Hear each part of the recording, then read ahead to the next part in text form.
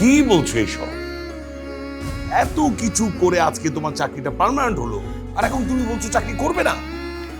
মামা, আপনি তো খুব ভালো করে জানেন আমি আমার শখের বসে চাকরিটা করতে এসেছিলাম, কিন্তু এখন আমার মনে হচ্ছে আমার থেকে মারুফের জন্য কাজটা খুব ইম্পর্ট্যান্ট। এখন মারুফকে আমি কই পাই? আপনাকে কল করুন, কল করে বলুন ওকে চাকরিতে জয়েন করতে, আর আমি চাকরিটা ছেড়ে দিয়েছি। তুমি শিওর তো? হ্যাঁ মামা। ওকে, তাহলে আর কি করার।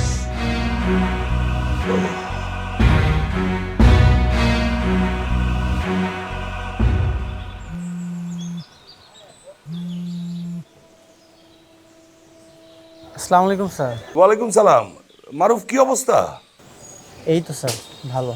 শোনো, তোমার জন্য একটা গুড নিউজ আছে। কি খবর স্যার? তোমার চাকরি পার্মানেন্ট হয়ে গেছে। আরে মৌসুমী চাকরি ছেড়ে দিচ্ছে, আমরা তোমাকে পার্মানেন্ট করে নিব। চাকরি ছেড়ে দিয়েছে কেন? সেই কথা আমি তোমাকে পরে সব বুঝিয়ে বলবো। তুমি কালকে সকালে কাগজপত্র নিয়ে ক্লিনিকে চলে আসো, ঠিক আছে? জি স্যার, আমি চলে আসবো। আসসালামু আলাইকুম। ওয়ালাইকুম সালাম।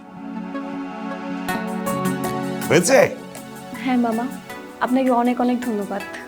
আমি তাহলে এখন আসি। আচ্ছা, যাও। জি, আসসালামু আলাইকুম। ওয়ালাইকুম সালাম।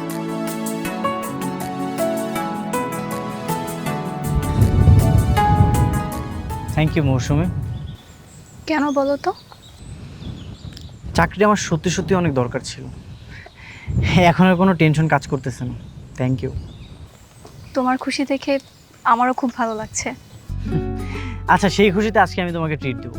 কি খাবে বলো?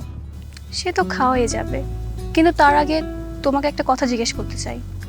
হ্যাঁ বলো।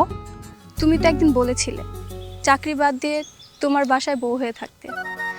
এখন তো আমি তোমার জন্য চাকরিটা ছেড়ে দিয়েছি, তারপর বলো অফারটা কি এখনো রয়েছে?